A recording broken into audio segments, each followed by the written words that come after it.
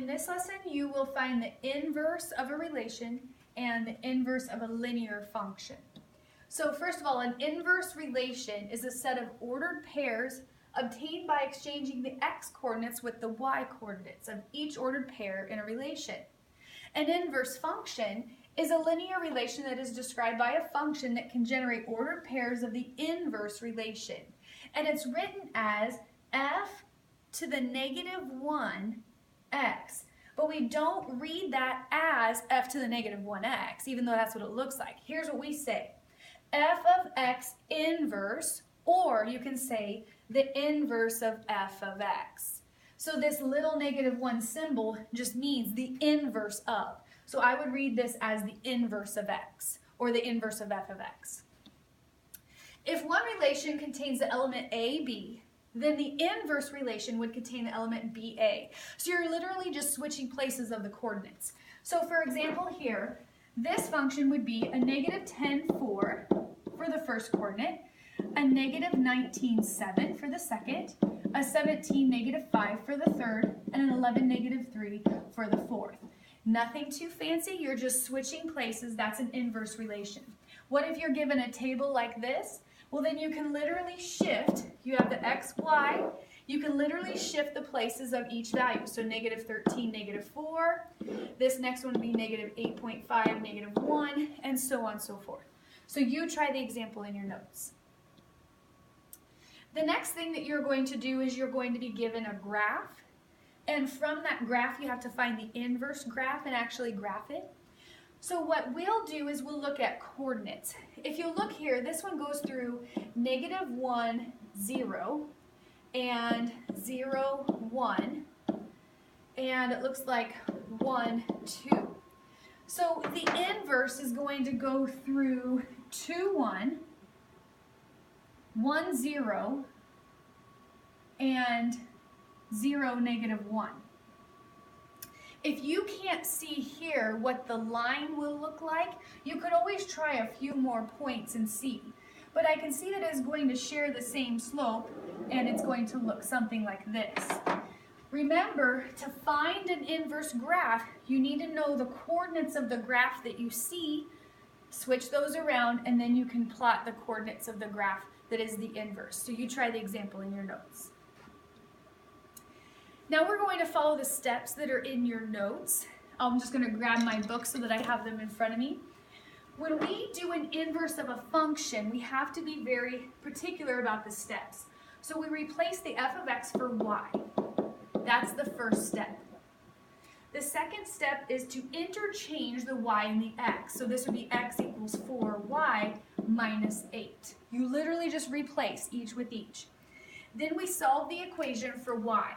Now in this case, I'm just going to add 8. So I have x plus 8 equals 4y. And then I'm going to divide by 4. So you can write this as 1/4 x plus 2 equals y.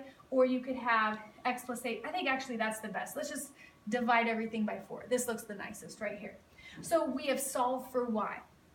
Then the last thing we do is we replace.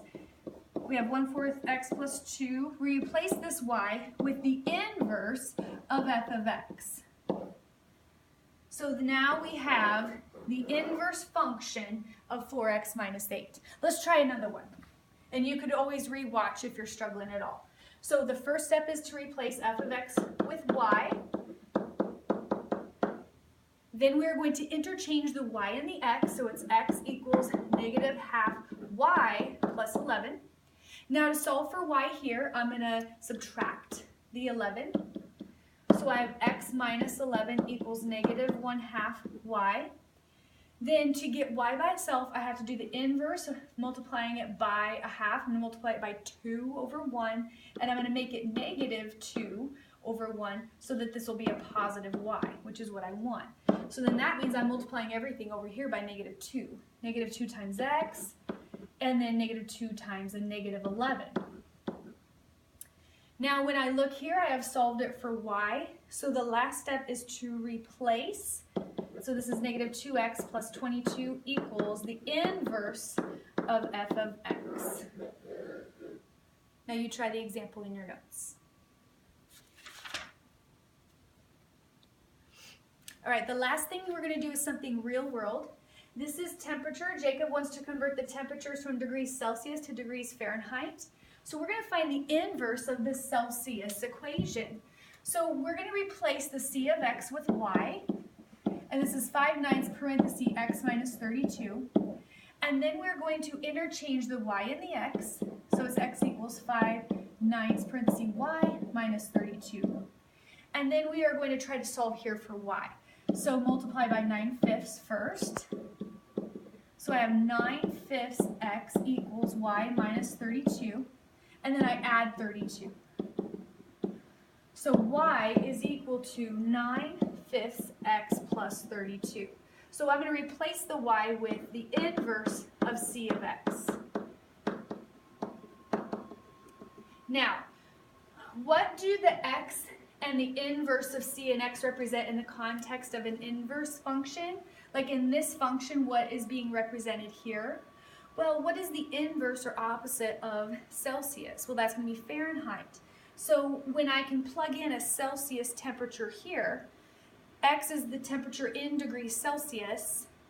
This inverse of c of x would be the degrees Fahrenheit. So what is the average temperature if it's 3 degrees Celsius? Well, then I would plug in a 3 here for x, and then when I solve that down, I take 9/5 times 3 plus 32. When I solve that down, I would get the inverse of cx to be about 37.4. Well, this is Fahrenheit. So I know that it's about 37.4 degrees Fahrenheit when it's 3 degrees Celsius. So when I plug in an x here, it's going to be in Celsius. When I use the inverse of c of x function, it would be Fahrenheit. So let's try the 15. 9/5 times 15 plus 32. When you multiply that out, you get 59.